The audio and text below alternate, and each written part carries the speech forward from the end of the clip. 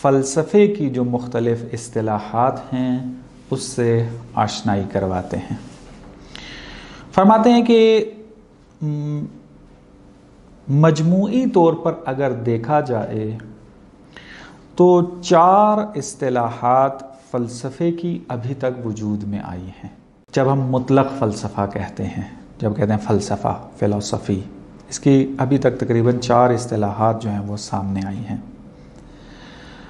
پہلی جو اصطلاح ہے وہ تمام حقیقی علوم کو شامل تھی۔ اس کے اوپر ہماری بات بھی ہو چکی ہے کہ ارسطو کے زمانے میں تمام وہ علوم کہ جو حقیقی علوم کہلاتے تھے وہ فلسفے کے ضمن میں آتے تھے۔ میں تھوڑی سی وضاحت کر دوں تاکہ یہ اصطلاح جو ہے وہ واضح ہو جائے کہ حقیقی علوم اور قراردادی جو علوم ہیں ان سے کیا مراد ہے۔ مثلا آپ دیکھیں علم النحو کو اگر آپ مد نظر رکھتے ہیں کہ جو عربی لینگویج کے اندر جو ہے وہ قواعد بیان کرتی ہے کہ کیسے قواعد کی رعایت کر کے آپ جو عربی لینگویج ہے اس کو آپ بول سکتے ہیں، لکھ سکتے ہیں، سمجھ سکتے ہیں، تو وہاں آپ نے دیکھا ہوگا مختلف قاعدے موجود ہیں۔ کہتے ہیں کہ ہر فاعل مرفوع ہوتا ہے، ہر مفعول منصوب ہوتا ہے۔ خوب یہ کوئی تکوینی چیز نہیں ہے کہ مثلا اگر کوئی انسان یہ قاعدہ نہ بھی بناتا تب بھی یہ قاعدہ موجود ہوتا، اس قسم کی کوئی صورتحال نہیں ہے۔ چونکہ جب ابتدا میں زبان بولی گئی، وجود میں آئی، تو اس انداز میں بیان کی گئی۔ جو اصیل انسان تھے، جو خود عرب تھے، جنہوں نے یہ زبان جو ہے آہستہ آہستہ رائج کی، انہوں نے اس طریقے سے بیان کی ہے۔ اب بعد والے آنے والے جو ماہرین تھے اور زبان چونکہ بن گئی ایک، تو اب انہوں نے قواعد تدوین کرنے تھے کہ دوسرے بھی سیکھیں زبان کو، تو انہوں نے اصلی زبان جس طریقے سے بولی جاتی تھی، جس طریقے سے لکھی جاتی تھی، ان کے قواعد کو سمجھا اور تدوین کر دیا کہ عربی میں اس طریقے سے ہوتا ہے کہ ہر فاعل کو مرفوع پڑھتے ہیں، ہر مفعول کو منصوب پڑھتے ہیں، فتح دیتے ہیں اور فاعل کو ضمہ دیتے ہیں۔ اب یہ کیا ہے؟ یہ ایگریمنٹ کے تحت ہوا ہے، قراردادی ہے، تکوینی چیز نہیں ہے۔ لیکن یہ کائنات قانون جاذبہ رکھتی ہے۔ اگر نیوٹن جو ہے وہ جاذبے کا قانون کشف نہ کرتا، آیا اس کائنات میں جاذبہ نہیں تھا؟ یا جب تک نیوٹن نے جاذبے کا قانون جو ہے وہ کشف نہیں کیا تھا تو آیا کائنات میں جاذبے کی جو طاقت تھی، جاذبے کی جو قوت تھی، وہ نہیں تھی کائنات میں؟ زمین کے اوپر تھی، توجہ نہیں تھی، نیوٹن نے آ کر توجہ دلا دی ہے۔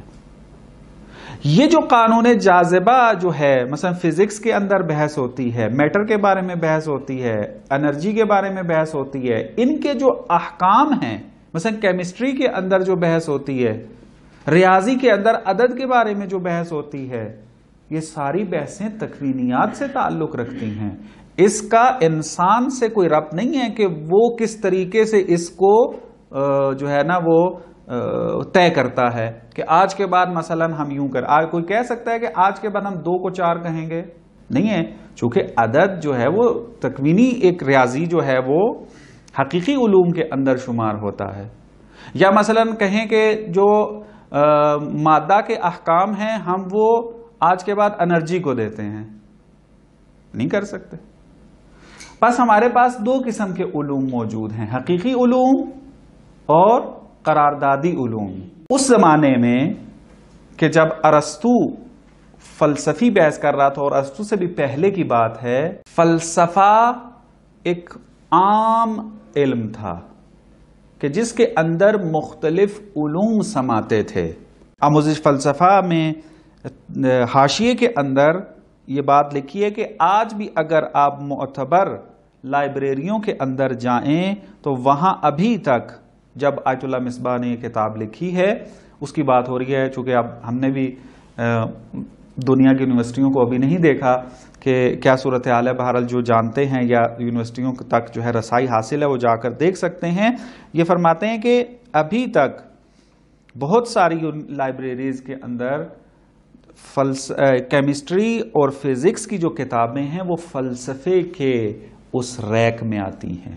فلسفے جو کہ لائبریری کا جو ایک پورا علم ہے کہ لائبریری کس طرح ہوتی ہے اور مختلف علوم کے مختلف کوڈ لگے ہوئے ہیں. جیسا مثلا آپ یہاں مدارس کی لائبریری میں دیکھیں کوڈ لگے ہوئے ہیں سب کے، ٹھیک ہے. وہ ردہ بندی جو ہے کی گئی ہے علوم کی لائبریری کے اندر.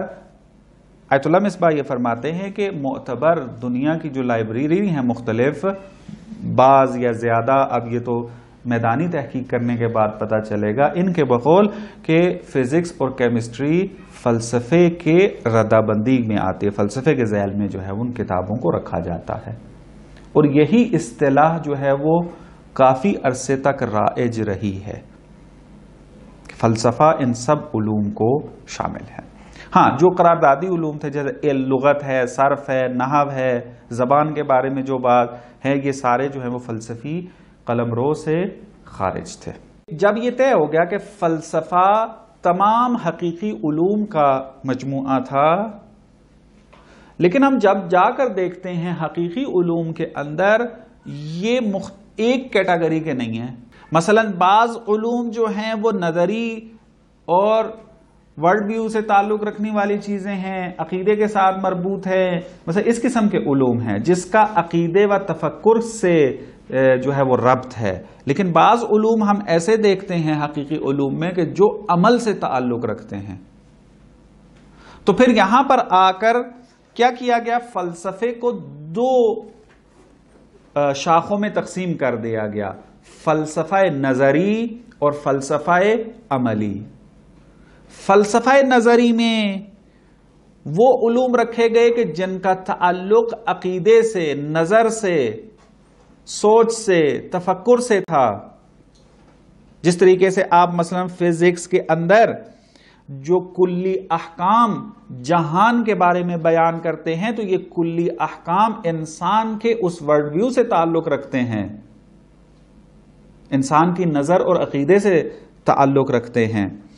یا مثلا عدد، ریاضیات کے بارے میں جب آپ بحث کرتے ہیں تو ریاضیات کے جو قاعدے و قوانین ہیں وہ کیا ہے، انسان کے خود فکری جو ہے ارتباط ہوتا ہے ان کے اندر. اسی طریقے سے مثلا جو الہیات کے اندر ہے کہ آپ وجود کے احکام پڑھتے ہیں، خدا کے احکام پڑھتے ہیں، تو یہ عقیدے سے تعلق رکھتا ہے. یعنی ڈائریکٹ عمل سے تعلق نہیں ہے ان کا، عمل سے تعلق انڈائریکٹ ہے. یعنی پہلے عقیدہ بنتا ہے، پہلے ایک نظر بنتی ہے، اس نظر کے مطابق پھر کیا ہے، عمل وجود میں آتا ہے. اس کو کہتے ہیں علم نظری.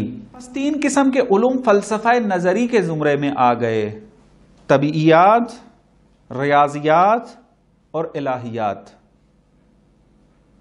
یہ فلسفہ نظری کے زمرے میں آئے. اور فلسفہ عملی کے اندر تین علوم کو رکھا گیا، اخلاق، تدبیر منزل اور سیاست. اخلاق فرد کے ساتھ خاص ہے، تدبیر منزل فیملی اور خانوادے کے ساتھ مربوط ہے، اور سیاست معاشرے کے ساتھ مربوط ہے. اور یہ علوم حقیقی ہیں چونکہ فرد کے بارے میں بات کر رہے ہیں اور فرد حقیقت رکھتا ہے. تدبیر منزل میں فیملی کے بارے میں بات چل رہی ہے اور فیملی اپنا ایک تشخص رکھتی ہے، حقیقت ہے. اور اسی طریقے سے معاشرہ ایک اپنا وجود رکھتا ہے، ایک اپنا تشخص رکھتا ہے، اپنے احکام رکھتا ہے. اس کے اوپر مختلف قوانین جو ہیں وہ حاکم ہیں، اور وہ قوانین جو ہیں وہ کسی کی بھی قرارداد، کسی کے بھی ایگریمنٹ سے متعلق نہیں ہیں. اگرچہ ہیں بعض احکام، لیکن بعض احکام ایسے نہیں ہیں. نہ الہیات کے اندر وجود شناسی کی بحثیں ہیں جو آپ مثلا آج کل بدایہ نہایہ کے اندر پڑھیں گے اور آموزش فلسفہ میں ہم پڑھیں گے، اس کو الہیاتی بحث کہا جاتا ہے. جب فلسفے میں کہا جاتا ہے الہیاتی بحث، اس میں فقط خدا کی بحث نہیں ہوتی ہے، وجود اور اس کے ضمن میں کیا ہے، خدا کی بحث جو ہے یہ الہیاتی بحث شمار ہوتی ہے. بس یہ مختلف علوم جو ہیں وہ فلسفہ شمار ہوتے تھے. بس فلسفہ مساوی تھا علوم حقیقی کے ساتھ، اور یہ تمام علوم جو ہیں وہ اس کے ضمن میں آتے تھے۔ یہ اصطلاح بہت عرصے تک رائج رہی، لیکن جب سلسلہ آگے بڑھا تو ایک اور اصطلاح سامنے آئی کہ جو قرون وسطیٰ میں استعمال ہوتی تھی، وہ بعض قراردادی علوم کو بھی فلسفے میں شمار کرتے تھے، یعنی ادبیات کو بھی فلسفے ہی کی شاخ بنایا انہوں نے۔ بس دوسری اصطلاح جو سامنے آئی وہ تمام حقیقی علوم بھی فلسفے کے ضمن میں آ رہے ہیں، اور بعض جو اعتباری علوم ہیں وہ بھی اس کے زمرے میں آ رہے ہیں، جیسا کہ عرض کیا کہ ادبیات کو وہ شامل کرتے تھے اس میں۔ اور تیسری اصطلاح جو سامنے آتی ہے، یہ اصطلاح مخصوص تھی ان علوم کے ساتھ کہ جو تجربی نہ ہوں۔ ہر وہ علم کہ جو تجربی نہ ہو، معرفت غیر تجربی رکھتا ہو، وہ فلسفہ ہے۔ یہ اصطلاح بھی تقریباً اپنے اندر مختلف علوم کو لیے ہوئے ہے، مثلا منطق، معرفت شناسی یعنی ایپسٹمولوجی کی بحث جو ہے وہ تجربی نہیں ہے، انٹالوجیکل جو ابحاث ہیں وہ ہستی شناسی جسے کہیں گے ہم، وجود شناسی جسے کہیں گے ہم، وہ بھی جو ہے وہ اسی کے زمرے میں آتی ہے کہ یہی بحث ہم کریں گے بعد میں جا کر۔ خدا شناسی کی بحث جو ہے وہ بھی، اور علم النفس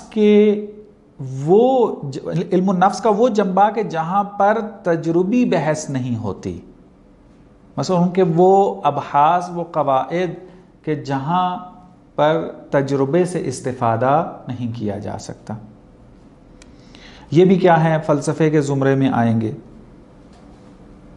یعنی سائیکالوجی کے وہ نظری بحثیں کہ جو پریکٹیکل کے اندر، تو آپ جب سائیکالوجی کی بحث کرتے ہیں تو وہ تو تجربے میں آئیں گے، مثلا آپ مختلف سائیکالوجی کی اعتبار سے اس میں بحثیں کریں گے، لیکن ایک مرتبہ آپ اس کی بحث کرتے ہیں کہ جو عقل کے ساتھ مربوط ہوتی ہیں، جو تجربی نہیں کہلاتی ہیں، نظری ہوتی ہیں وہ بحثیں، وہ اس میں آئیں گی۔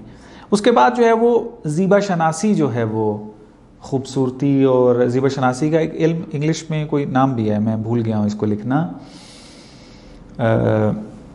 یہ والی بحث بھی جو ہے وہ، مثلا آپ کسی چیز کو اگر خوبصورت کہہ رہے ہیں، کسی چیز کو اگر آپ بد کہہ رہے ہیں، تو یہ خوبصورتی اور بدی جو ہے یہ تجربی نہیں ہے، آپ جو دیکھ رہے ہیں حس کے ساتھ وہ ایک منظر ہے، اس منظر کو آپ خوبصورت کہہ رہے ہیں، یہ کہنا آپ کا، خوبصورتی کا احساس کرنا آپ کا، یہ تجربی نہیں ہے، آپ کا فہم ہے، آپ اس کو خوبصورت سمجھ رہے ہیں اور پھر خوبصورت کہتے ہیں اس کو، اور یہ خوبصورتی کو درک کرنا، یہ درک حواس خمسہ کے ذریعے نہیں ہے، آپ فقط حواس خمسہ کے ذریعے جو کچھ دیکھ رہے ہیں وہ فقط ایک منظر ہے، وہ منظر سے زیادہ اور کچھ بھی نہیں ہے، خوبصورتی آپ درک کرتے ہیں نہ کہ حس کرتے ہیں۔ اسی طریقے سے اخلاق کے اندر بھی جو ابحاث موجود ہیں وہ تجربی نہیں ہیں، اور سیاست کی بحثیں بھی اسی طریقے سے تجربی نہیں ہیں۔ پس وہ علوم کے جو تجربی نہیں ہیں، معرفت غیر تجربی ہیں، وہ فلسفے کے زمرے میں آ جاتی ہیں۔ اگرچہ آیت اللہ مصباح حفظہ اللہ فرماتے ہیں کہ اس اصطلاح کے اندر کون سا علم فلسفے کے زمرے میں آتا ہے، کون سا نہیں آتا، اس میں اختلاف پایا جاتا ہے۔ مثلا بعض سیاست کو فلسفے میں شمار نہیں کرتے، لیکن بعض جو ہے وہ سیاست کو فلسفے میں شمار کرتے ہیں، کہتے ہیں یہ اختلاف اپنی جگہ، لیکن ایک نظر سے یہ علوم بھی کہ جو ان کے اندر موجود معرفت کو غیر تجربی مانتے ہیں، ان کے مطابق یہ کیا ہو جائے گا، فلسفے کے زمرے میں آ جائے گا۔ بس تیسری اصطلاح واضح ہو گئی۔ چوتھی اصطلاح جو یہاں پر بیان کرتے ہیں، اور آج ہمارے مکتب تشیع کے اندر جو اصطلاح رائج ہے، وہ تقریباً آپ کہتے ہیں یہی اصطلاح ہے، وہ کیا ہے؟ فلسفہ اولا یا میٹافزک، امور پر مشتمل جو علم ہے اس کو فلسفہ کہتے ہیں۔ اب ہم جو فلسفہ آموزش فلسفہ میں بھی پڑھ رہے ہیں یہ بھی فلسفہ اولا ہے، میٹافزک امور ہیں، اور اس کو ہم فلسفہ کہہ رہے ہیں۔ اور اس اصطلاح کے مطابق نہ اخلاق فلسفہ ہے، نہ سیاست فلسفہ ہے، بلکہ ہر وہ علم کے جس کے اندر آپ وجود شناسی کے اعتبار سے بحث کریں گے وہ فلسفہ کہلائے گی۔ جہاں پر محور وجود ہوگا وہ آپ اس کو کیا کہیں گے؟ فلسفہ کہیں گے۔ بس یہ 4 اصطلاحات موجود ہیں جو کہ فلسفے کے اندر موجود ہیں۔ اب آپ اگر فلسفے کی تعریف کرنا چاہتے ہیں تو آپ کو پہلے یہ مشخص کرنا ہوگا کہ آپ فلسفے کو کس اصطلاح میں استعمال کرنا چاہ رہے ہیں۔ اگر آپ فلسفہ اولا میں استعمال کریں گے تو اس کی اور تعریف ہوگی۔ اگر آپ اس اصطلاح فلسفے کی استعمال کرنا چاہتے ہیں جو غیر تجربی علوم ہیں تو اس میں تعریف فلسفہ اور ہوگی، اور باقی اصطلاحات بھی جو آپ مراد لیں گے وہاں تعریف فلسفہ کیا ہو جائے گی؟ فرق کر جائے گی۔ بس تعریف کرتے ہوئے آپ نے دیکھنا ہے، یہ جانچنا ہے، یا کہیں پر بھی آپ فلسفے کی تعریف کو اگر دیکھتے ہیں تو ان اصطلاحوں کو مد نظر رکھتے ہوئے آپ فیصلہ کر سکتے ہیں کہ یہ جو فلسفے کی ڈیفینیشن کی گئی ہے یہ ڈیفینیشن کس اصطلاح کے مطابق ہے۔